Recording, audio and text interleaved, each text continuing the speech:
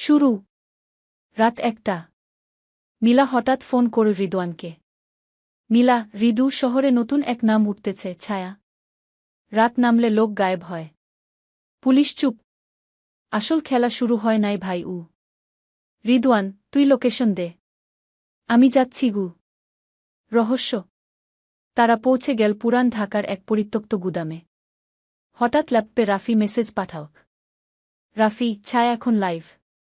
ওর code একটাই, পাপ গোপন থাকলে ছায়া তা দেখায়। মিলার চেহারা ফ্যাকাশে। মিলা, চুপচাপ, আমি জানতাম সে আমাকে খুঁজবে গু। হঠাৎ গুদামের বাতি নিভে গেল। একটা প্রজেক্টরে ছায়া দেখা গেল, মুখোশ পরে, কালো হুডি। ছায়া, রোবোটিক ভয়েস। ৩ বছর আগে এক শিশুর রিপোর্ট তুই চাপা দিচ্ছিস। সেই বাবা আজও বিচার চায়।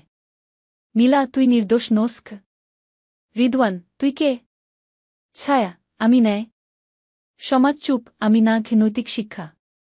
ছায়া ভিডিও ফাঁস করে দিল, যেখানে মিলার অফিস রিপোর্ট আটকে রাখছিল টাকার বিনিময়ে। জনগণ ফুঁসে উঠল। মিলাকে সাসপেন্ড করা হল। রাফি ট্রেস করল ছায়ার লোকেশন, কিন্তু ছায়া ততক্ষণে উধাও।